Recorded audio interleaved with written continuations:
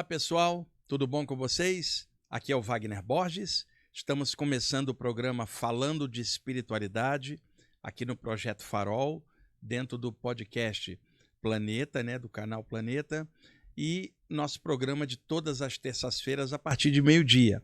Na parte técnica ali, pilotando os equipamentos, nosso irmão Eudes. Opa, e aí, Eudes? Bom dia a todos. Tudo bom, bem? cara? Tudo então, bem, e você, Eudes, Wagner? muito show?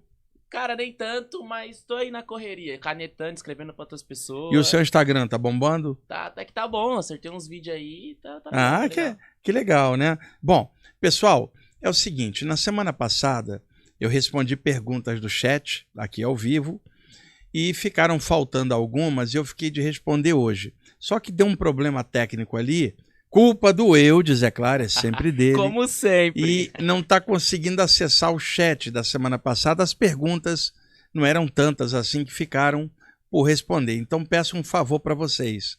As pessoas que não tiveram as perguntas respondidas semana passada, coloca aí agora que está assistindo de novo, coloca no chat hoje. Eu vou responder perguntas novamente no chat, mas compreenda, a gente tem um tempo de programa e nem sempre dá para responder tudo e eu não posso ficar dilatando o programa sempre um atrás do outro, respondendo somente perguntas. Então, vou responder as de hoje, tá? E na semana que vem, viu, Eudes, estará aqui comigo o ator João Ciorelli.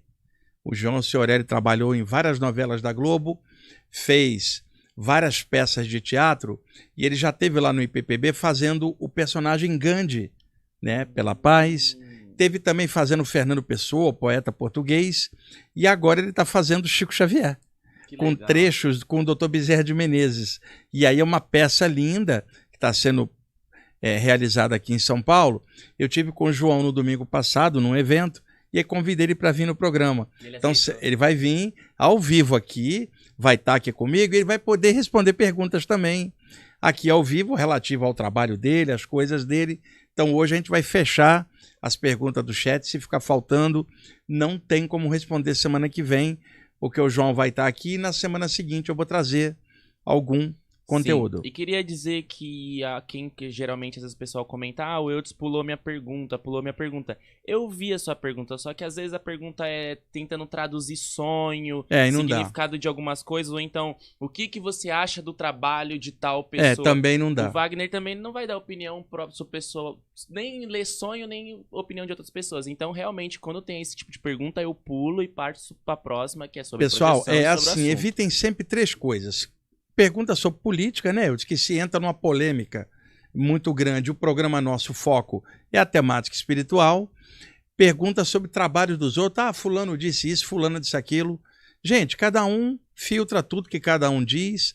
Aqui o foco é um conteúdo, porque se eu for ficar interpretando o que alguém disse ou não disse, a gente fica só gerando polêmica e sai do foco, que é bombar a luz com esclarecimento espiritual. E é só a pessoa filtrar para ver se o que alguém diz está certo ou não, filtrando aqui também tudo que eu estou falando. E a terceira que não dá para interpretar são sonhos, porque tem muitos conteúdos simbólicos e não há como fazer isso aqui no programa, tá bom? Bom, antes da gente começar, duas coisas. Quero indicar para vocês esse livro que eu ganhei de presente, Almas Franciscanas, a autoria da Sônia Rica, que é uma resgatadora de animais de Salvador, ajuda um monte de ONGs lá e abrigos de cães. O livro eu ganhei de presente da minha amiga Karen. O livro conta histórias de cães resgatados. O livro é lindo para quem gosta de cachorro. Esse livro, que lúdico. E ela usou forma poética, lúdica, muito bonita. O livro é da editora Coffee Books, um nome em inglês, e o Eudes vai colocar agora para mim o endereço do site, onde vocês podem pegar informação de como comprar o livro. Eu não adquiri na livraria, eu ganhei de presente, mas acredito que lá pelo site da editora vocês consigam adquirir o livro. E adquirindo o livro, toda a renda dele vai para abrigos de animais ajudados pela Sônia, lá na cidade de Salvador, capital da Bahia. O trabalho dela é lindo, o livro é emocionante, lindo. Quem gosta de cachorro, dá uma lida. E ela coloca também o endereço, links de outras ONGs, para quem quiser dar uma forcinha aí para lugares que ajudam animais. Colocou lá, Eudes? Tá fixado nos comentários. Coffee Books, né? Coffee com 2 Fs e 2 Es no final, e Book com 2 Os. Tá? Vale a pena dar uma olhadinha. O livro é todo ilustrado, tem umas imagens lindas de cães. Eu gostei muito do livro, li rapidinho, e é uma forma de aí ajudar um trabalho muito bacana, tá bom? Bom, a outra coisa é que alguém, que eu não me lembro, já uns 3 ou 4 programas anteriores, me pediu para falar novamente do mantra Mahamrityunjay, associado ao deus Shiva. E eu prometi que iria trazer a tradução do mantra, então vou fazer isso enquanto vocês vão colocando as perguntas aí ao vivo no chat, tá bom? O Mahamrityunjay é associado a Shiva. Dentro da cosmogonia hindu clássica, ao se falar de um poder absoluto, o Brahman, o todo, o alto, o supremo, né, o incognoscível, o incomensurável poder gerador de tudo, esse é um conceito em sânscrito muito vasto, um Deus na totalidade. E as grandes massas não têm condição de aceitar a ideia de um Deus sem forma, porque utilizando o cérebro físico dentro dos parâmetros aqui da matéria, todos nós tendemos a usar algum tipo de formato mental para revestir ideias abstratas, tornando esse formato mais compatível com a ideia material, porque estando aqui com 5 sentidos, nós tendemos a observar a realidade em torno. Quando nós fechamos os olhos, nós reproduzimos essa realidade de uma forma psíquica na tela mental. E a mente, acostumada com a forma e as coisas materiais, ela vai reproduzir o formato que ela achar, né, dentro da associação de ideias, criando formas mentais ou formas de pensamento, mas ainda com forma, né? E é claro que existem formas de pensamento que já extrapolam, transcendentais, que seriam mais abstratas. Mas a concepção de um Deus, a totalidade, a luz, a energia total, é difícil das pessoas compreenderem. Então, na tradição hindu antiga, os mestres, os rishis, os grandes sábios daquela época, dividiram Brahman, o conceito de um, em 3, Brahma, Vishnu e Shiva. E isso foi chamado Trimurti, ou Ishwara, o Deus com características personalizadas. Brahma, criação, Vishnu, preservação, e Shiva, transformação. Aquilo que é criado e é preservado, um dia morre para poder ser recriado, represervado, novamente reconstruído e retransformado. Shiva representa todo o poder de transmutação, transformação, é o senhor das energias, da consciência cósmica. E nós fizemos vários programas sobre hinduísmo, onde eu expliquei justamente o simbolismo das divindades e coisas do hinduísmo. E aí eu estava até conversando com o Eudes, há 1 ano, em novembro de 2022, começamos o programa. Eu estou pensando agora na época das férias, Natal, Ano Novo, que o estúdio estará fechado aqui, né, para reforma. E aí a gente vai deixar os programas gravados. Eu disse, pegar o primeiro programa que a gente fez aqui e reproduzir de novo. Muita gente não viu. Foi sobre hinduísmo, inclusive. Sim. Né? Vou deixar reproduzido aqui. E aí vocês podem, talvez, eu vou dar uma olhada se está para condensar 2 ou 3 em 1. Vamos ver, mas isso pode atender a vocês que estão com dúvidas sobre essas questões. Então, Shiva tem muitos mantras associados ao seu nome. O clássico é Om Namah Shivaya, mas Shiva tem vários epítetos. Cada epíteto pode configurar um mantra. Por exemplo, Tandava, que é o dançarino dos crematórios, aquele poder de Shiva de dispersar as cinzas, fazer a dança ali e dispersar os restos mortais para que os espíritos percebam que não há onde ficar preso e entrem na luz. Então o mantra Om Namah Tandavaya, por exemplo. Shiva também chamado de Shankara, doador de bênçãos. Om Namah Shankaraya. Então são muitos epítetos e mantras associados a Shiva. E tem os mantras associados a conceitos, né, ideias. Como Shiva é o senhor de toda transmutação e transformação, é atribuído a ele, dentre tantos outros mantras, o mantra Mahamrityunjay. Maha é uma coisa grande, quando você quer magnificar algo em sânscrito. Só que tem um detalhe, não se pode ficar engessado em nada, nem na tradução literal do sânscrito, porque você tem que observar qual é o sentido daquilo. Tem muita gente engessada só na letra, perdendo o espírito e a ideia por detrás daquilo. Então, quando você fala Maha, grande, se não explicar, dá uma ideia convencional de espaço, altura, largura e profundidade. Você vai perguntar, Eudes, grande, qual o tamanho? Mas imagina, o universo é grande, você vai me perguntar o tamanho?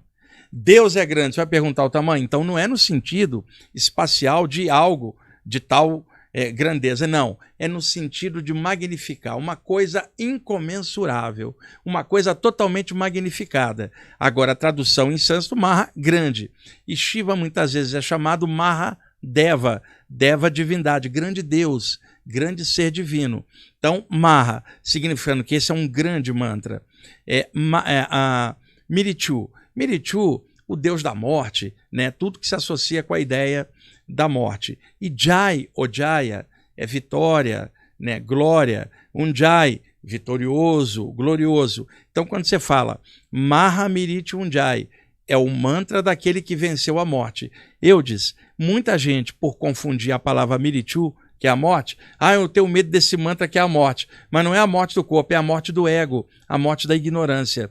Então é um mantra de grande poder de transformação, mas muitos têm medo porque não entendem o significado. E esse é um dos meus favoritos, que eu vou mostrar o mantra. O nome dele é Maha Mirichu Unjai. E aí eu tenho um material do Donald Walters, americano, que usava o nome Yogi Kriyananda. E ele foi secretário do Yogananda durante os últimos anos de vida física do Yogananda. E ele canta mantras com um vozeirão que ele tinha. E a tradução que eu tirei aqui é tirado de um CD dele, que tem uma versão que eu gosto muito do Maha Mirichu Unjai. Eu peguei o encarte, porque eu acho a tradução dele tão legal que eu vou reproduzir. E basta vocês entrarem no YouTube, clicar lá, Maha Mirichu Unjai, como vocês estão vendo. Pode jogar lá na tela? Como vocês estão vendo o título ali projetado no PowerPoint, tá? Existem muitas versões do Maha Mirichu Unjai, com vocais graves masculinos, vocais sutis femininos, são muitas versões. É só clicar no YouTube, Mantra Maha Mirichu Unjai, que vocês vão ver várias versões diferentes. Lembrando que a palavra Jai, Ojaya, glória ou vitória, alguém em inglês não consegue falar Jai Ojaya, aí vira Jai. Por exemplo, Jaya Jaya Krishna. Um americano falaria J.J. Krishna. Dá na mesma, mas é só para entender essas nuances sutis, porque tem muita gente preciosista em cima de tradução, fica muito bitolado, engessado. Não é a palavra, é a intenção. Não é a intenção, é o conjunto que pode dar vários significados. Então você fica preso numa coisa só. E a parte espiritual, Eudes, você às vezes olha uma palavra em sânscrito, o tradutor vai te traduzir ao pé da letra ali. Só que às vezes o sentido espiritual daquilo desdobra para outra coisa. Se a pessoa estiver presa só na letra, ela não vai conseguir entender que aquilo pode desdobrar para outras interpretações. Ela vai ficar presa naquilo. E o sânscrito era comum ele ter um sentido duplo em várias palavras, né? Então não pode ficar preso só num tipo de abordagem. Às vezes o sentido é mais importante. Por exemplo, tem uma palavra em sânscrito, dharma. Se você pegar a tradução literal, você vai ter um monte de significados. Lei, dever, trabalho. Como é uma palavra usada tanto no hinduísmo quanto no budismo, pode ter interpretações diferentes. Mérito, né? Seguir o ensinamento, seguir a lei e daí por diante. Agora, eu posso usar a palavra Dharma dizendo o seguinte: tudo aquilo que você fizer que tiver um objetivo maior, que não for o teu ego, é Dharma. Você está seguindo a lei universal de ter um compromisso. É o oposto de karma. É o oposto de karma, que karma é uma ação aleatória no meio.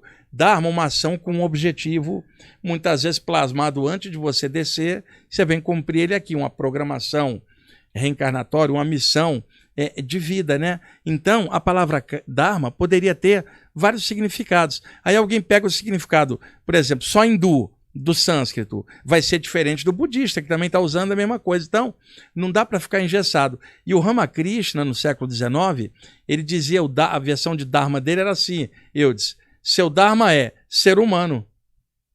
Porque ao longo da evolução você chegou nesse ponto que você está aqui agora. Honre a condição de ser humano.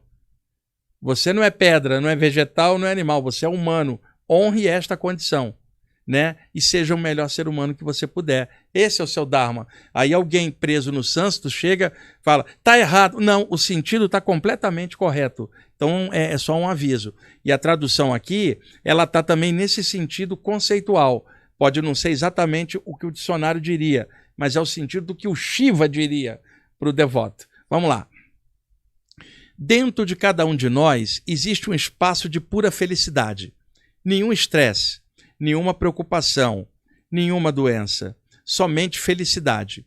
E é possível para nós nos conectarmos com esse espaço divino, com uma técnica secular, o mantra Mahamrityunjay.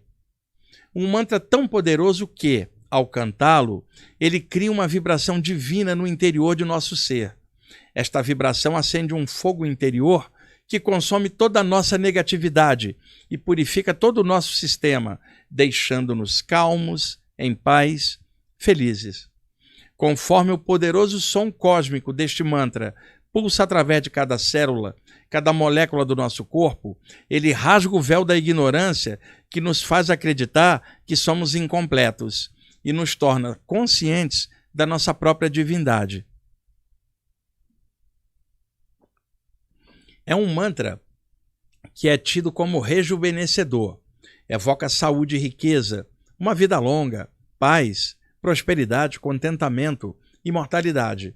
Diz-se que o entoar deste mantra cria um poderoso escudo protetor que afasta todo o mal. E acredita-se que protege aquele que o canta contra acidentes e infortúnios de todo tipo. Diz-se também que ele tem um poderoso efeito curativo sobre as enfermidades. É uma oração para o Senhor Shiva, o mais poderoso, o mais inacessível e, ao mesmo tempo, o mais bola, uma palavra que significa inocente, o mais inocente dos deuses, o criador, o destruidor, o asceta, o objetivo do sadhana, que é a disciplina espiritual. Conhecido como mantra moksha, moksha, eu dizer uma palavra do sânscrito, libertação, tá? Conhecido como mantra moksha do Senhor Shiva, o Mahamrityunjay evoca o Shiva interior e afasta o medo da morte, liberando-nos do ciclo da morte e do renascimento. Quando cantar, quando cantar, é de grande benefício cantar esse mantra com amor e devoção no Brahma Muhurata, que é um ritual hindu, que aqui, é claro, nós estamos no Brasil, não precisa ficar preso nisso.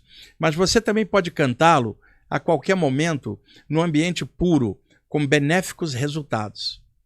Aqui está a tradução do mantra, Eudes, a letra. Lembrando, pessoal, um neófito, um calouro, vai passar por uma iniciação, que é o conjunto de provas. Se ele passa, ele se torna iniciado. Então, para se tornar iniciado, tem que morrer o neófito, porque o neófito está morrendo de medo dentro da sua ignorância.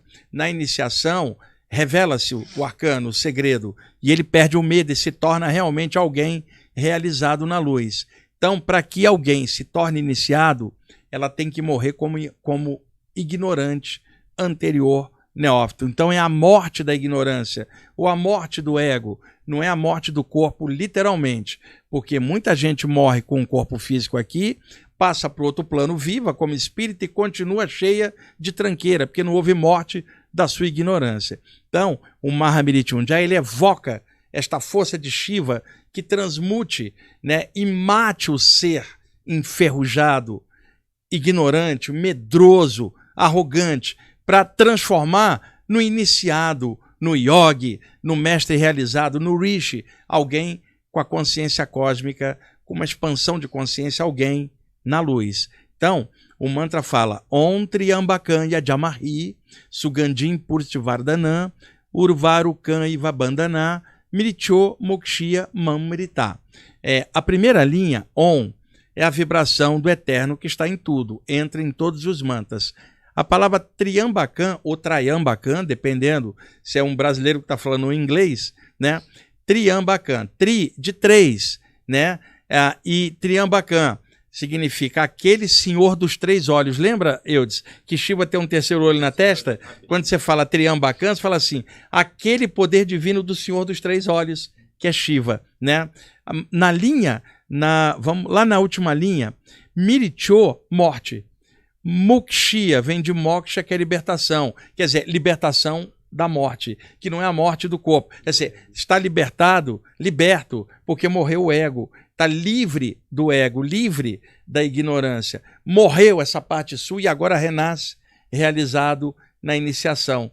Então, a Miricho, morte, moksha é libertação. Mas não é libertação da morte no sentido morte, é libertação do medo da morte, que é o grande medo de todo mundo. Porque simplesmente alguém com a consciência expandida sabe que não nasce nem morre, ela entra e sai dos corpos perecíveis. Ela é um ser espiritual, temporariamente na Terra. Então esse mantra eu gosto muito, tá? A tradução, outra coisa, ali a parte do meio, ela diria mais ou menos assim: ó Senhor, me arranque, né, da ilusão, assim como o plantador arranca o pepino do pepineiro. Eu não sei se você já viu um pé de chuchu ou um pé de pepino, é uma trepadeira assim grande com os frutos pendurados, e o catador vai lá e puxa.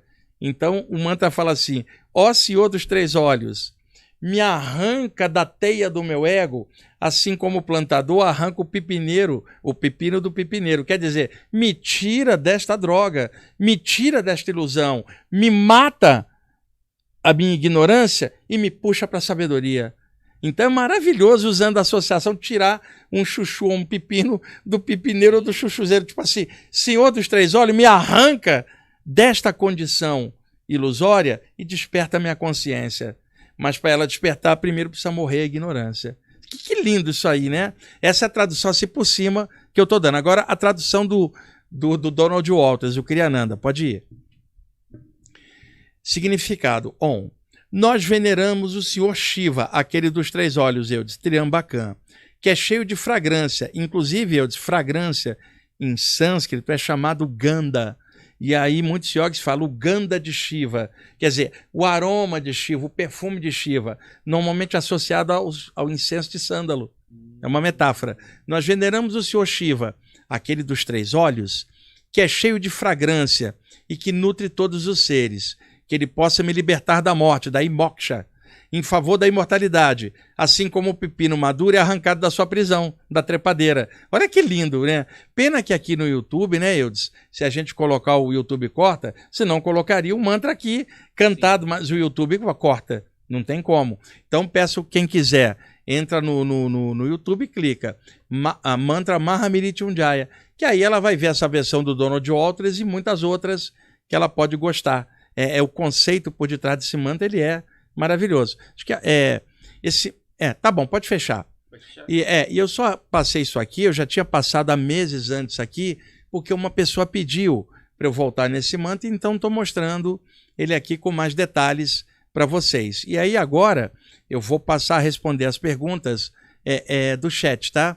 E outra coisa, vocês sabem que esse ano eu fiz 2 viagens grandes. Eu fui para Lisboa, em Portugal, de lá fui para Bruxelas, na Bélgica. Voltei um mês depois, eu fui para os Estados Unidos, e aí eu estive em Orlando, estive em Boston e New York também, em New Jersey. E aí agora eu já estou mexendo na agenda do ano que vem, e eu não vou nos primeiros meses de 2024 para fora por causa do inverno, que é muito rigoroso. Então vou recomeçar as viagens internacionais a partir de maio. Então em maio eu irei a Portugal, não somente a Lisboa, mas também a cidade do Porto. E em Lisboa eu vou fazer uma palestra aberta e um curso.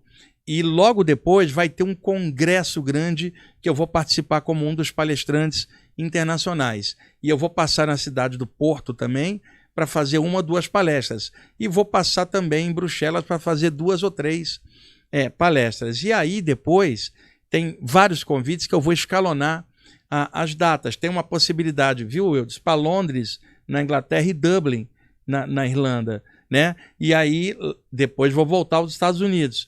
Boston, New York, Orlando, e agora também o Canadá com 2 cidades, Toronto e mais uma, Eudes. E ainda podendo ir a Portugal de novo ali. Assim, vão ser 2 ou 3 grandes aí no segundo semestre. Legal. Você tem uma ideia, Eudes? Eu tive convite da Índia e de Singapura. Índia é legal. Mas é muito longe, eu fico muito tempo fora. E Singapura mais ainda. Então não tive como.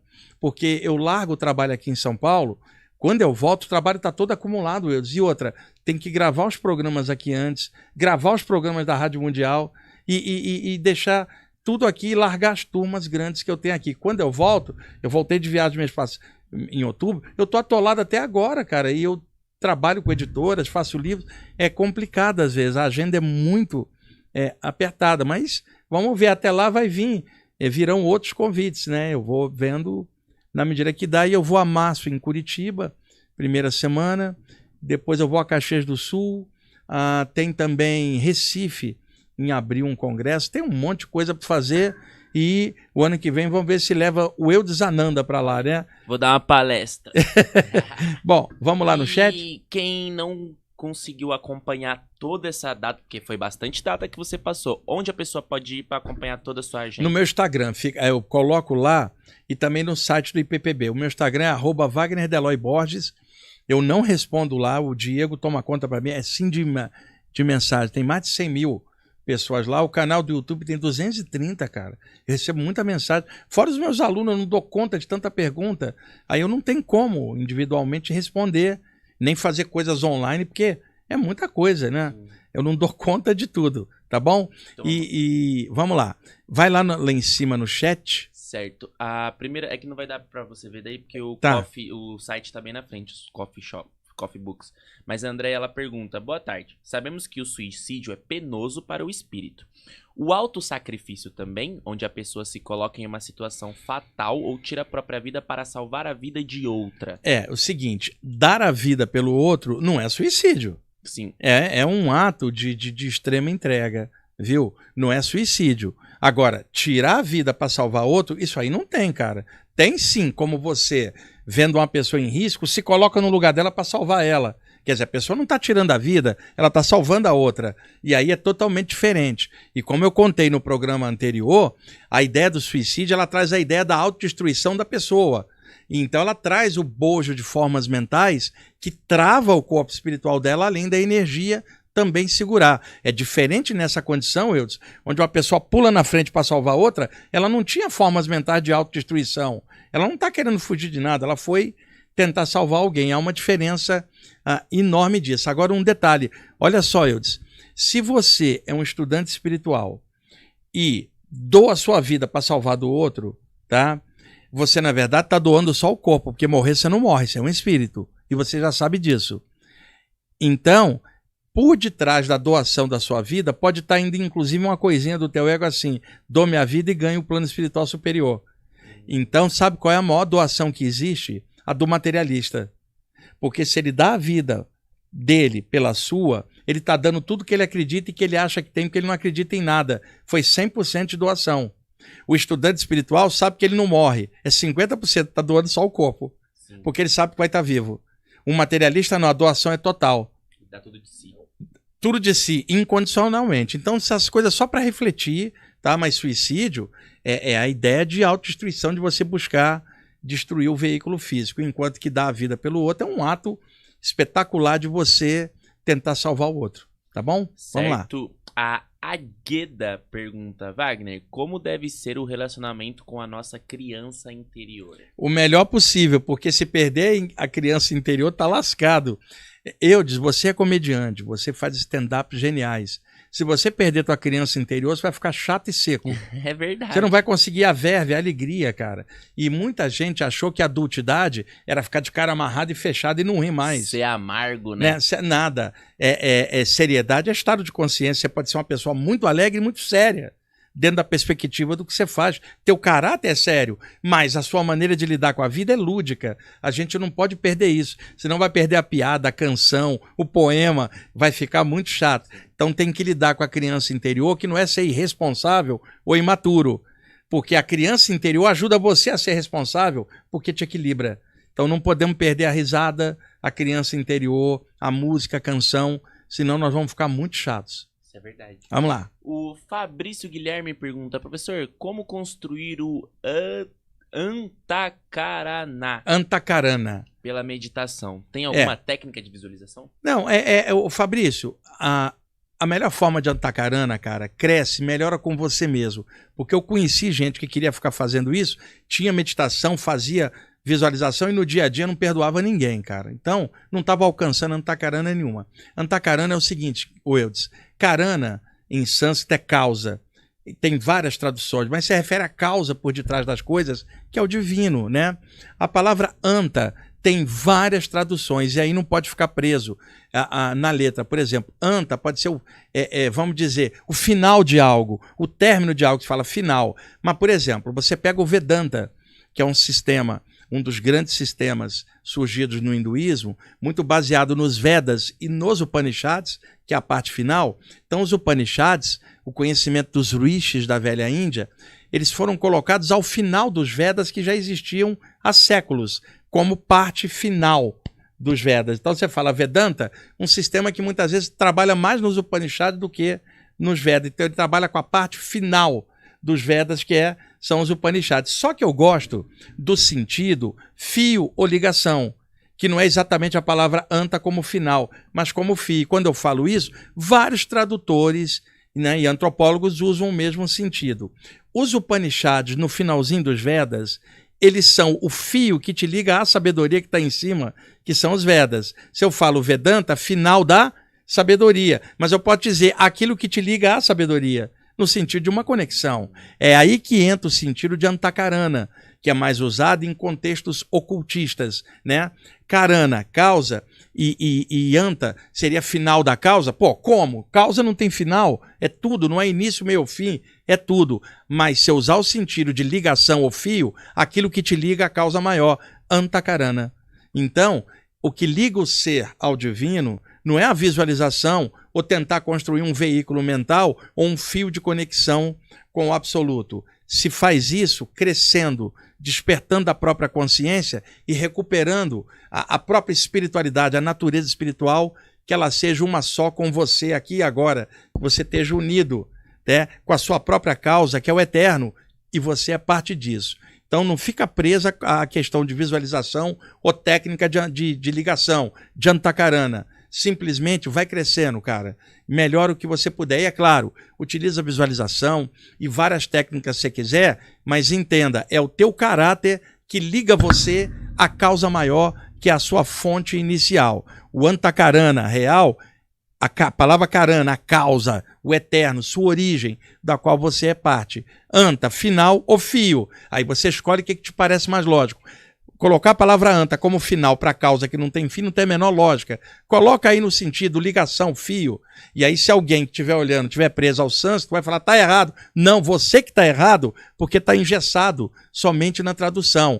Observa o sentido. A palavra Antakarana, anta, final, karana, causa. Mas final para causa não tem lógica. Então, ligação, conexão, o que você quiser botar no sentido de algo que te une ao eterno. Ok? Vamos lá. Certo. Renato Alves pergunta, Wagner, é possível alguém que tenha um grande conhecimento de energia antes de encarnar possa manipular a energia para que quando encarnado ela possa se lembrar em uma determinada idade? Sim, é possível. Isso é difícil, é claro, né? Uma pessoa, ela pode, por exemplo, eu vou pegar uma situação assim, imagina você está no século XVIII, por exemplo, e você aprendeu com um grande mestre alguma situação legal, você estava bem ali. Certo. Então você, aproveitando essa capacidade, você cria uma massa de formas mentais, suas mesmo, e ejeta com todas as qualidades e coisas boas que você gostaria de desenvolver mais à frente. Tipo assim, você jogou na nuvem. Uhum. Quer dizer, você joga em algum contexto espiritual momento e guarda. Você reencarna lá na frente. E aí você programa lá naquela vida que quando for em determinada idade dessa vida atual, dessa aqui, que aquela massa desceria e você recuperaria aquilo já na nova forma, com outro contexto. Então você está reencarnado como Eudes. De repente, na idade de 30 anos, por exemplo, desce aquela massa automática, né? Nuvem em sânscrito é mega, uma mega dharma, uma nuvem de dharma, uma nuvem de propósito. E aquilo entra pelo teu chakra coronário, cara, e você é possuído pela massa de ideias que você mesmo ejetou e retorna a memória dessa vida, só que agora somada com a nova e com o caráter daqui. Só foi para te ajudar, não é para te prender o passado. E aí você inseta um novo trabalho. Isto pode acontecer no plano extrafísico, antes da pessoa descer, formar a massa e formatá-la de um jeito que ela cai em determinada idade para te dar mais suporte, força para engrenar a jornada. Isso é possível, mas para explicar isso aqui fica um pouco difícil e não é uma coisa comum, com certeza que não. E outra, Eudes, qual é o propósito disso? Aumentar o teu ego? Não. Te dá mais força no serviço que você escolheu fazer. Então só pode acontecer se a pessoa veio cumprir uma tarefa. Não vai ficar à toa, lembrei de um troço, mas para quê? Isso tem que ter um significado. Certo, a Karine Viana pergunta: em um trabalho espiritual com entidades densas, senti energia acumulando no abdômen. No final do trabalho, senti mentores limpando e tive uma crise de choro. As energias se acumulam mesmo nessa região? Sim, Karine, nós fizemos recentemente, um programa sobre chakra umbilical e plexo solar, lembra? Uhum. Que eu falei disso, viu, Karine? Retroage aí nos programas e vê, é normal esse chakra saturar. Quando os mentores te deram um passe e mexeram aí, a carga se soltou e você teve uma catarse emocional, uma liberação, que também foi uma limpeza, tá tudo certinho. Universo infinito. Professor, em relação à criogenia, congelamento dos corpos, como fica a questão espiritual? Olha, o universo infinito não ajuda em nada, cara. Ainda mais a gente estudando a parte espiritual, criogenia é uma grande ilusão. Porque você quer perpetuar o corpo, sendo que você é um espírito. Não dá. Então, muita gente que quer congelar o corpo é por princípio materialista total. Não há noção espiritual, Eudes. Você quer congelar o corpo para acordar daqui a 1000 anos com a ciência tendo desenvolvido a cura para aquela doença, tá? Bom, você é um espírito, você não é o corpo material. Então você está fora da matéria. Agora, quais são as condições que você está fora durante a criogenia vai depender de você. Se você está bem, tanto faz se o corpo está congelado. Não, você se mandou. O cordão de prata vai, e quando descongelar não vai ter nada vivo. Então é a noção que eu tenho de criogenia, mais uma das grandes ilusões da matéria. Porque nenhum de nós é a matéria para ficar prolongando para sempre. Então, se a pessoa já cria essa ideia quando passa para lá, Eudes, durante o congelamento, ela vai ficar perturbada, porque a ideia dela não era essa. Ir para lá, ela queria ficar aqui para acordar lá na frente. E aí a gente que estuda com a parte espiritual, isso não tem a menor lógica. Certo. A Graziella pergunta: oi, professor, ando muito confusa com a espiritualidade. Eu saio, mas não vejo meu corpo. Já me deparo em algum lugar e rua. Sempre vejo uma pessoa do meu lado, meu mentor. Isso é uma saída do corpo? É sim, Graziella. Eu já narrei isso aqui várias vezes, né? Que a pessoa às vezes deita e dorme e acorda lá fora, lembra, Eudes? Sem ver a saída. Ela não vai ver o corpo. Ela vai acordar já projetada lá com uma presença que é o mentor, que às vezes está em outro plano, coordenando a experiência dela. Ô, Graziella, eu já falei nisso em tantos programas anteriores, tá? Se você puder, dá uma lida no meu livro Viagem Espiritual, a Projeção da Consciência, editora Luz da Serra, para você clarear um pouquinho esses temas, porque pelo jeito você está tendo projeções. A Nath pergunta: Wagner, esses fenômenos naturais recentes podem ser uma resposta energética da natureza às emanações emocionais e mentais da humanidade? Ô, Nath, toda ação humana vem do pensamento e da emoção mesclados. E o que o ser humano está fazendo com o planeta? Destruindo. Por que o ser humano destrói? Porque não há respeito. Porque já não há respeito pelo próximo e às vezes nem por si próprio. Então não se respeita o meio ambiente e a natureza. Então qualquer reação da natureza à ação destrutiva do homem nasceu na mente do homem coordenando sua ação destruidora. Então, todo e qualquer rebote da natureza que não seja natural, que seja pela ação do homem, está vindo dos pensamentos e emoções dos homens criando aquilo. Agora, antes da humanidade existir, existia aqui no planeta erupção vulcânica, Eudes, terremoto. Então a natureza ela tem o jeito dela, é a densidade da matéria. Então existem cataclismas naturais. Agora, os espíritos que estão encarnados naquele local para sofrer isso, às vezes existem conjunturas kármicas que a gente não entende, mas toda e qualquer ação da natureza que o homem tenha engendrado pela sua ação e repercutiu, nasceu na mente e nas emoções. Porque eu entendi sua pergunta, se a carga mental e emocional do homem na psicosfera causaria uma catástrofe natural. Não, causa catástrofe espiritual, porque deixa tudo muito zoado no astral. Agora, a ação do homem com pensamento e emoção, aqui com a poluição e a destruição, essa também é reflexo de pensamento e emoção. Então não fica só no terreno do astral, não. O ser humano já tem a repercussão disso no material e a gente está vendo aí mudanças climáticas, né, Eudes? É puro reflexo aí da ação humana na natureza, tá bom? E outra, vibra o melhor que você puder, não fica presa à ideia, olha, a humanidade está aí, seja você mesmo. A humanidade podia estar na treva, acende tua luz. tá? E vai fazendo o melhor. E a natureza tem o jeito dela. Ela tem a chuva dela, tem o calor dela. Nós que temos que nos adaptar a isto, sabe? E entenda, essas mudanças climáticas, elas parte são causadas pelo homem, parte pela própria infraestrutura planetária. Alguém fala assim, deu um terremoto é por causa do homem. Não, sempre teve terremoto, Wilson. Ah, deu um vulcão por causa da massa mental do homem. Que conversa fiada. Tinha vulcão antes de ter humanidade aqui. Agora, a humanidade cria uma compressão psíquica com pensamento e emoção que não é que vai refletir criando terremoto, mas vai criar mal-estar, clima ruim no próprio ser humano com as suas catástrofes internas, que é ignorância, radicalismo, violência, guerra, que é a grande catástrofe dentro de cada um de nós que exterioriza como coisas lá fora. O Zé Curubu pergunta, professor, o que fazer quando mesmo seguindo em busca da reforma íntima, caímos no desânimo e medo? Às vezes consigo manter bem por muito tempo, mas às vezes o mal nos derruba. Zé Curubu, seja bem-vindo à humanidade. Todo mundo é assim, ninguém consegue ficar bem o tempo inteiro. É uma luta, cara. Sabe, o vencer a si mesmo. Não desista nunca, você vai ter altos e baixos, vai às vezes escorregar, recupera de novo e toca. Nenhum de nós é zero bala, vai sair daqui zero bala. A gente tem coisas para acertar, cara. Então, continue insistindo. De vez em quando vai dar um gap dentro, uma coisa estranha. De vez em quando rola algo pesado no mundo.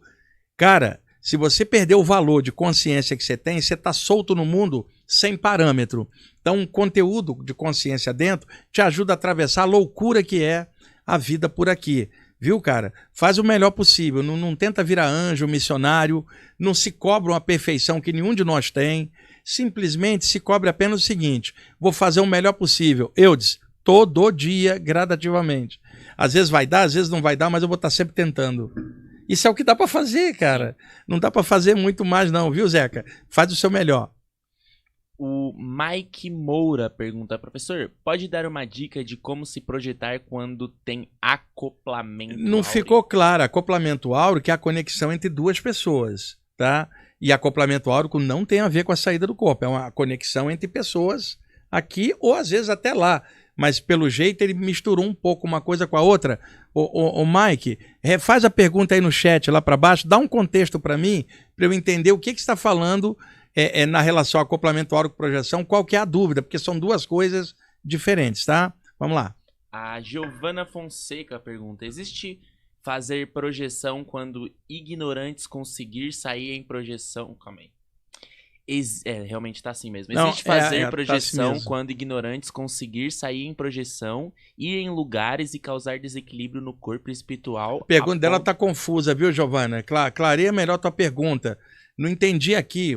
Uma pessoa ignorante sair em projeção, quer dizer, não ter noção do assunto, ir no lugar e causar desequilíbrio, é isso que eu entendi. Tá? Por exemplo, uma pessoa vai dormir pensando só em coisa pesada. Tipo assim, eu tô sem dinheiro, eu gostaria de estar num lugar agora, sabe, transando com um monte de gente, tomando todas, usando tudo que é droga, como eu gostaria de ir, mas eu não tenho dinheiro, e dorme pensando nisso. Durante o sono, o corpo astral desprende, ela vai na direção do que ela dormiu pensando, Eudes. E aí, ela está no ambiente pesado. Quando ela voltar, ela está desequilibrada energeticamente. Eu acho que é isso que ela perguntou. Se foi isso sua pergunta, pode acontecer de uma pessoa ir fora do corpo espontaneamente por causa de um conteúdo mental pesado e desequilibrar e voltar e trazer isso com a energia ruim. Aí eu acho que foi isso que ela perguntou. Certo.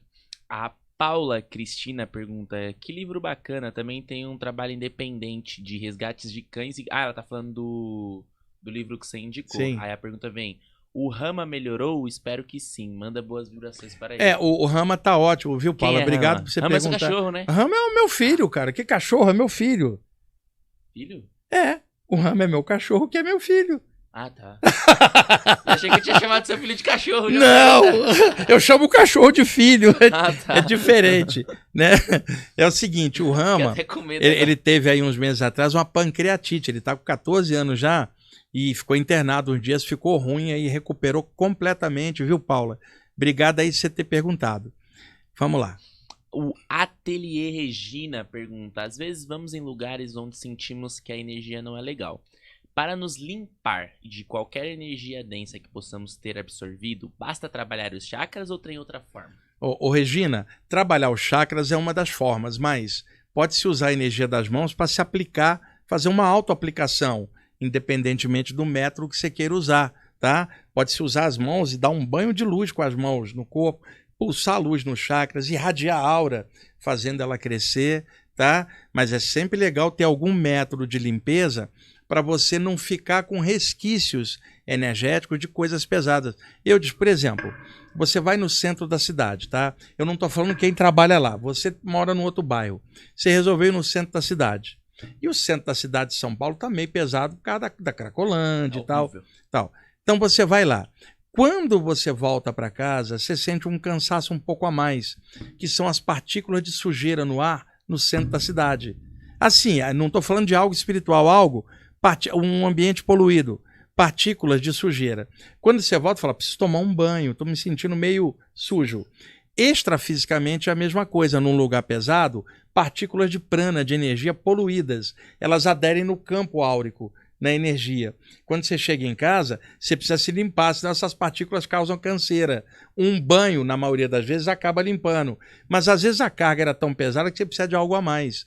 Não só um banho com água, mas um banho de luz. E aí a pessoa precisa desenvolver algum método. O ideal talvez fosse usar as mãos para ela, mas quem sabe trabalhar os chakras pode dilatar o campo energético.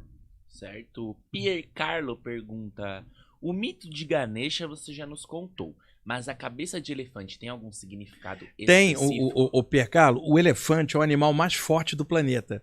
E na Índia, o elefante é usado para tirar toras do caminho, né? Então você fala limpador de trilha, um bicho forte pra caramba.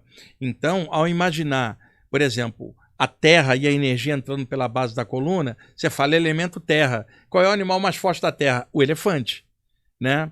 Tem uma piada, você vai gostar, Eudes. Por exemplo, um leão africano adulto não encara um elefante africano adulto, que normalmente é maior do que o elefante indiano, né? Então, o leão chegou e começou a bater em todos os animais da floresta. E de forma arrogante ele falava, quem manda aqui? Quem é o mais forte? E os animais com medo, depois de ser espancado, para ele falar, o senhor, seu leão. Ele chegou de frente com um elefante enorme e falou assim, elefante, quem manda aqui, quem é o mais forte? O elefante pegou a tromba, enrolou ele e jogou ele numa pedra. Ele se arrebentou todo, aí ele sai todo quebrado, vira para o elefante e fala assim, se você não sabia a resposta, por que tanta violência? Porque o elefante é um animal muito forte. Então, ao associar a ideia da terra, quadrado, que é o elemento terra, Prithvi em sânscrito, associar a ideia do elefante Airavata, sendo que a divindade do Ganesha também está ali no chakra da base representado, porque o elefante é um animal muito forte. Ele remove dificuldades do plano denso. Então, daí associar o Ganesha com a cabeça de elefante. Mas tem vários mitos que contam maneiras diferentes, mas todas nesse sentido, né? O removedor dos obstáculos. Certo. A Karine Viana pergunta, tive uma visão de um bloco muito grande sendo arrastado, aí o caminho sendo limpo, um bloco muito grande sendo arrastado até o local onde eu estava participando de um trabalho. Senti que eram energias das emoções que estavam na psicosfera. Ela continua ali. Quando estava na minha frente, tive uma incorporação e a entidade foi desfazendo aquele bloco usando minhas mãos. Isso é possível? É possível. Eu já contei aqui que muitas vezes, eu vou pegar um exemplo paralelo para fazer uma analogia. Você já viu contar que durante uma saída do corpo, mentores podem criar uma massa de energia cheia de ideias e introduzir no seu chakra coronário. Quando você cai dentro do corpo, você acaba ficando cheio daquelas ideias e acaba escrevendo, né? Uma massa criativa. Espíritos obsessores criam uma massa densa, parece um bloco de escuridão ou uma nuvem escura e arremessa sobre uma pessoa no ataque espiritual. Tá? Então estou usando um paralelo. Ali são duas possibilidades. Ela viu esse bloco vindo na direção dela, são duas coisas. Primeiro, um bloco, um agregado de energia pesada de pensamentos ruins de um grupo de obsessores, contra alguém ou contra ela. Segundo, um agregado de energia pesada da própria humanidade que os mentores juntaram em bloco para poder limpar. E aí um mentor incorpora nela, o outro traz aquela massa e o mentor, através dela, dá o passe e dissolve. São duas coisas, um bloco trevoso em forma de massa energética trevosa produzido por entidades, ou um bloco trevoso somatório de emoções pesadas do próprio ser humano ali desmanchadas. Novamente, Karine, tá tudo certinho.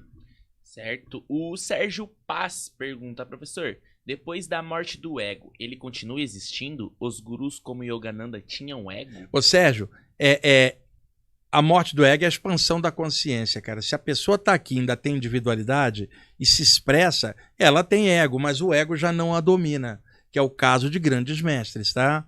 E agora, a questão de, quando o ego deixar de existir, isso já é um pensamento do próprio ego. Então, avança, melhora, quando houver expansão real, você vai compreender melhor, eu também, o eu de todo mundo, porque grandes mestres às vezes têm uma maneira diferenciada de olhar, porque a consciência está mais alargada, mas para poder se aproximar do ser humano, descer e ensinar, tem que ter um pouquinho de ego, senão como é que você vai explicar as coisas, né? Não dá para uma bola de luz na consciência cósmica chegar e falar, oi Eudes, eu vim aqui te ensinar algo, precisa encaixar aqui num corpo humano e se manifestar, falar, Eudes, eu estou aqui, aproveita aqui que eu estou dando uma forcinha, é isso aqui e tal. Você vai ter que ter um pouco de personalidade para poder o outro te entender, senão você fica fora de parâmetro. Vamos lá. Certo, Renan pergunta, a pronúncia é importante? A1 ou OM?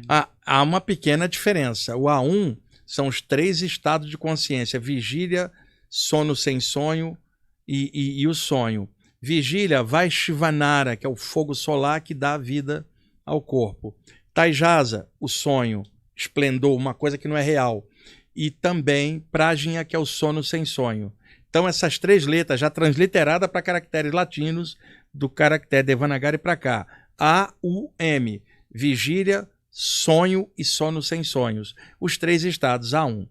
Quando você tem uma expansão da consciência, Eudes, você está dando um upgrade além dos 3 estados normais. Porque ou você está acordado, ou dormindo sem sonhar, ou sonhando. Quando você tem uma expansão, você passa para uma 4ª condição acima dessas 3, que é chamada em sânscrito Turiya, 4º estado, significando que você passou para um plano um pouco a mais, né? Acima dos 3 estados. Aí isso é o OM, que é o cósmico, a coisa expansionista. Então o A1 é o convencional, o OM é quando aquilo expande. Onde é que eu tiro isso antes que algum chato, sem informação, ache que eu estou falando besteira?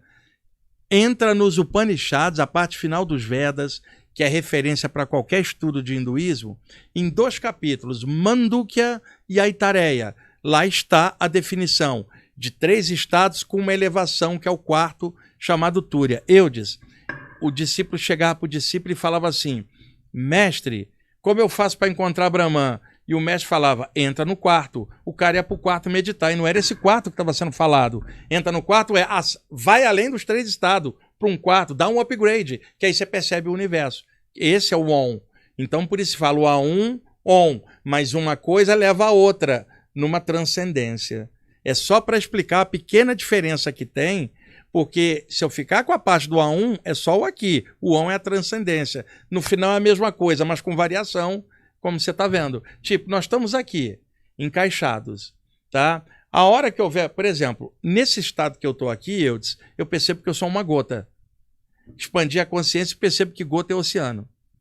Então o oceano já existe dentro da gota, mas a situação da gota, ela não consegue perceber o oceano, a não ser que expanda. A gota são os 3 estados, o oceano é o OM. Agora fica mais fácil de entender, porque todas as vezes que eu explico isso, tem alguém que fala, eu não acho isso, vai nos Upanishads e acabou o papo. Um cristão vai na Bíblia, o espírita vai no Livro dos Espíritos, hindu vai nos Upanishads, porque você tem que pegar a referência clássica. Então, como traduções foram mal feitas, tá? E olha que a tradução que eu estou dando não é engessada, eu estou dando no sentido maior da coisa. E nunca li um dicionário de sânscrito. Tá? Simplesmente eu sei. Então, porque senão eu conheci gente que lia o dicionário e ficava engessada naquilo e não tinha 10% da experiência que eu tinha naquilo.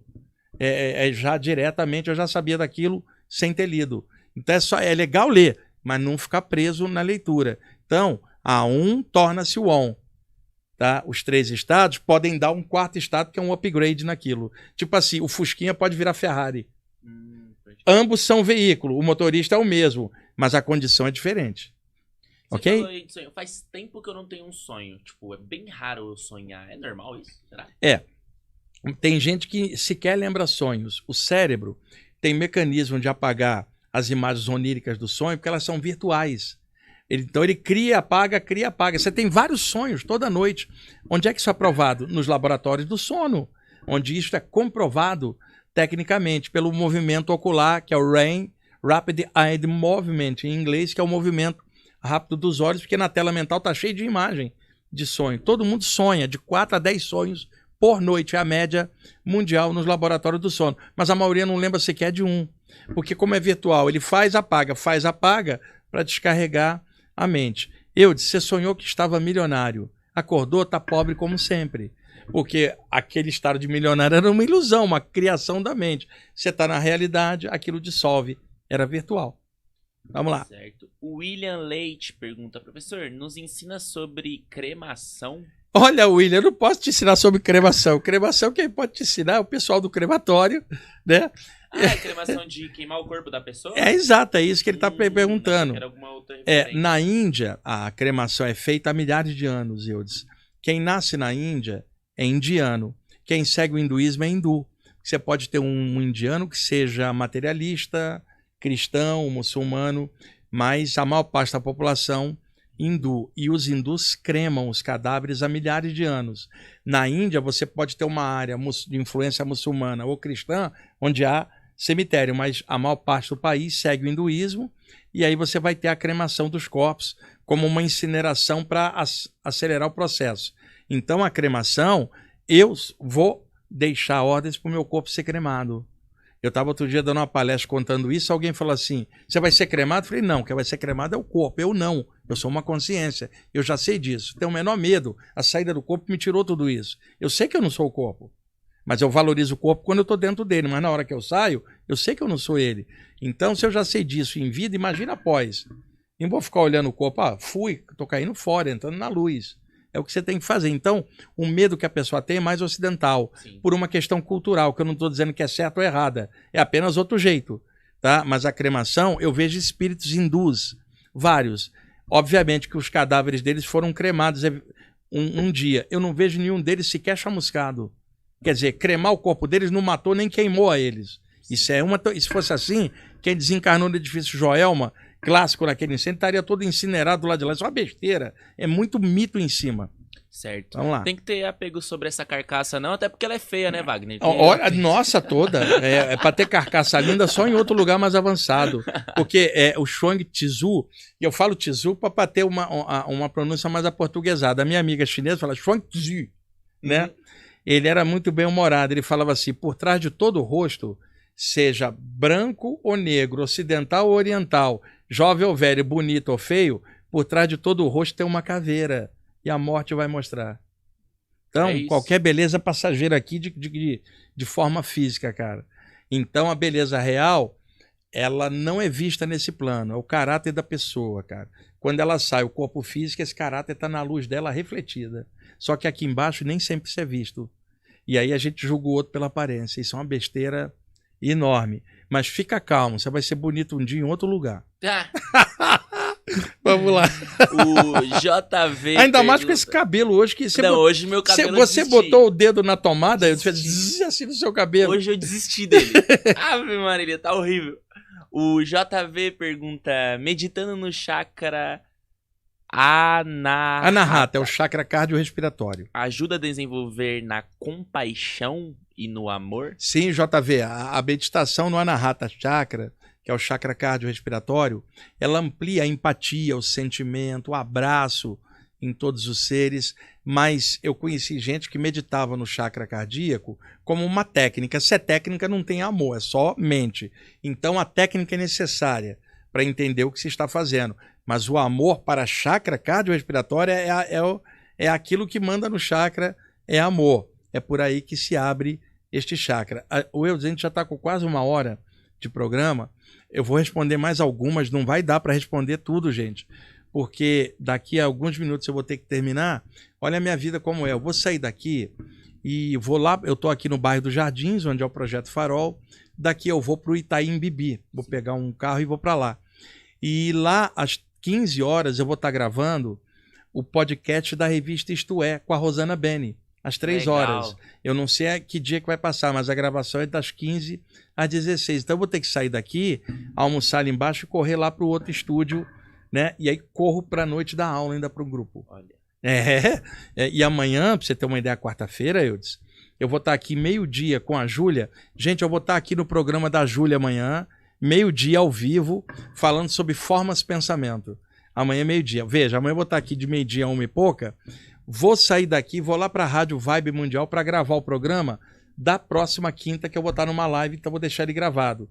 De lá eu vou para uma reunião espiritual no IPPB às 5h30 e à noite, 20 horas, a aula para 100 pessoas do grupo de estudo. Você vai ver na minha semana como é. Sexta tem palestra, 200 pessoas. Sábado tem um congresso da Ramatiz. E vai, cara. Eu falo isso que às vezes o pessoal me cobra resposta particular. Eu não tenho como, cara. Eu trabalho no atacado, né, com muita gente. Eu não tenho como, não sobra tempo. Aí alguém fala assim, e quando você fica de folga? Eu preciso de um tempo para mim regenerar, me equilibrar para amanhã estar novo, fazer outra atividade, né? Não dá muito tempo, não. Vamos lá. A Débora Souza pergunta, boa tarde, mito ou verdade? É preciso estar com os braços e pernas descruzados para receber, exteriorizar, movimentar energias? Olha, Débora, isso é mito total, mas existe algo de verdadeiro. Quando você cruza os braços, você está se fechando. Então, não é que isso vai impedir a energia de passar, mas a ideia de você se fechar dificulta a entrada da energia, não por quem está jogando, mas porque você não está receptivo. Isso é verdade. Quando você está receptivo, você se abre. Várias vezes a gente tá fazendo show de stand-up, quem não dá risada é que tá quieto. Exatamente, não tá aberto para aquilo. Então não é no sentido da energia, é no sentido da postura da pessoa que está se fechando. Porque você pode estar de braço cruzado e manipular energia, mas a ideia do braço cruzado é você ficar dentro da concha. E a ideia de você irradiar energia Então é nesse sentido, o resto por cima é mito. Eu tô com o braço cruzado, mas é frio. Wagner, eu tive outro dia, estava deitado no sofá, de repente tive uma sensação de ter caído rolando do sofá no chão, em cambalhota. Seria um sintoma projetivo? Porque a pessoa está ali relaxada, as ondas cerebrais descem, o campo energético solta para a esquerda ou à direita, Eudes. E às vezes se solta como se escorregasse para fora o corpo astral. É claro que naquele instante o corpo está vazio, como ela estivesse cochilando dormindo. E ela sai rodando, ou dando cambalhota, logo depois ela é puxada e encaixa. Em frações de segundo. Eu tenho isso muitas vezes. E tantas outras pessoas também. É normal, é um sintoma projetivo. Certo. O Leonardo pergunta, existe incorporação quando está dormindo?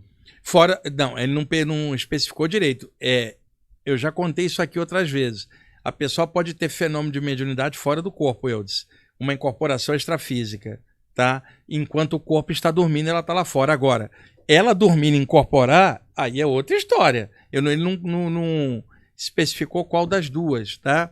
Porque incorporar dormindo não dá. Mas eu sei de casos de alguns médiuns que se recusavam a ir num trabalho de energia, não queria e tal, e tinha compromisso com o mentor, e o mentor acoplava nele com ele dormindo, e sentava ele na cama e falava para a esposa, ele não quer trabalhar lá, vai trabalhar aqui. Mas aí era uma situação fora da caixinha, também, né? Agora, talvez ele tenha perguntado durante o sono, fora do corpo, aí sim. Vamos lá. O William Leite pergunta, professor, nos ensina... de novo sobre cremação. Não, ele agora completou a pergunta, lê de novo. Uma pessoa querida tem o pai... Opa, o que eu fiz aqui? Aí. Uma pessoa querida tem o pai idoso pedindo para ter o corpo cremado, mas ela está com medo porque o pai é materialista. Olha, William, o fato de alguém ser materialista não tem nada a ver com o caráter dela.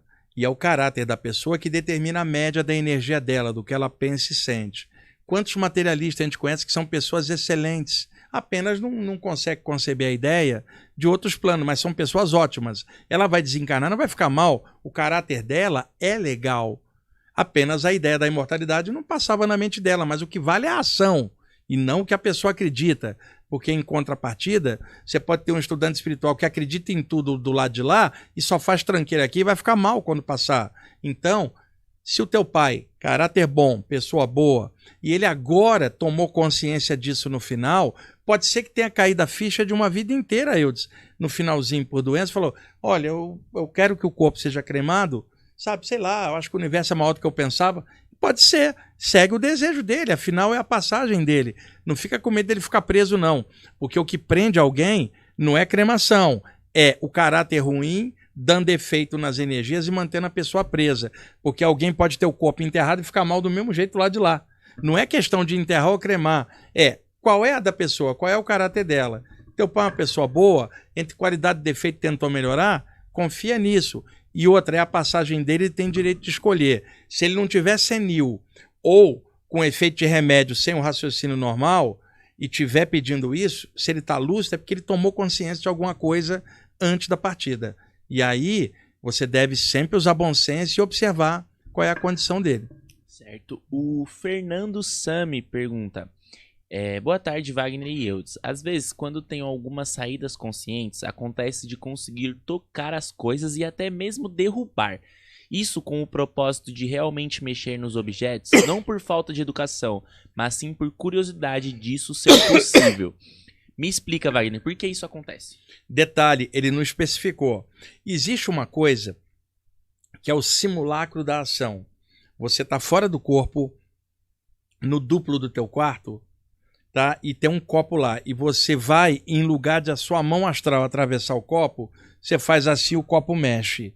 Só que no plano físico ele não mexeu, mexeu só no duplo. Ele não especificou. Agora, se a pessoa mexe, o copo no plano físico cai e alguém percebeu, é uma ação física, psicofísica, de lá para cá. Ele não especificou se o objeto move no plano físico ou se só move na visão dele. Porque eu vi muita gente achando que tinha mexido o objeto e não tinha. A pessoa acendia a luz acendia no duplo, porque ele estava muito condensado e não atravessava nada. Só que no plano físico não tinha acendido nada. E ela voltava e falava, eu acendi a luz, não acendeu nada. Então depende. Agora, você vai fora, consegue apertar e acende a luz no físico, é um efeito psicofísico. Aí sim, aí uma das duas. O Cesp Crepasp. Acho que é isso, Wagner. A própria mumificação no Egito Antigo não é contraditório com as nações espiritualistas? Noções espirituais. Totalmente, o Cesp. E quem é que fazia a múmia? Faraó. Faraó não era um iniciado, não era alguém espiritualizado. Tá? Alguns faraós estimulavam escravidão e tudo. Quando se fala da espiritualidade no Egito, não era na cultura egípcia aberta. Se adoravam milhares de ídolos, não. Era dentro das iniciações nos templos, os iniciados, Eudes. E os iniciados falavam da parte espiritual. A cremação, uma coisa que surgiu dentro do terreno da magia e da cultura do Egito, mais ligada à parte material, porque os iniciados sabiam da vivência do lado de lá e sabiam que não era o corpo físico coisa nenhuma. Mas a tradição no Egito era essa, que era o conceito cultural religioso. Certo, puxar uma última pergunta aqui. Wagner, ótima tarde, tudo bem? Sempre que tento ativar o chakra cardíaco ou laríngeo, sinto dor no peito e como se a garganta estivesse fechando. O que posso fazer? Olha, os outros consigo bem sem... Seguinte, pode haver um bloqueio entre os dois chakras. A pessoa tentando mexer aqui, a energia pode subir e pegar o chakra laríngeo de tabela. Por exemplo, você chega e vai falar para alguém que você ama assim, olha, eu amo a você. E esse sentimento está vindo daqui, mas ele está comunicando aqui. Da mesma forma, você pensou algo, você fala aqui. Então o chakra laríngeo está entre a mente e a emoção, exteriorizando a ambas pela palavra. Se você não pode falar, você desenha, você pinta, quer dizer, o chakra da expressão artística. Então há uma comunicação muito grande, principalmente do cardíaco com o laríngeo. Às vezes um bloqueio emocional pode subir e causar o bloqueio no chakra da garganta, que me parece que é o que está acontecendo. Saída para você, trabalha a boca de trás do chakra cardiorrespiratório, concentra na boca de trás, que esse efeito vai deixar de ter, porque não vai fazer essa passagem de um para outro, ela vai abrir de outra forma. É isso. É isso. Então tá, respondemos um monte hoje. Semana que vem, pessoal, João Senhorelli, o ator, estará aqui comigo, vamos falar de espiritualidade e detalhe, o pessoal que assistir depois, não adianta botar perguntas no comentário, porque eu vou estar com o João, não vai dar para responder.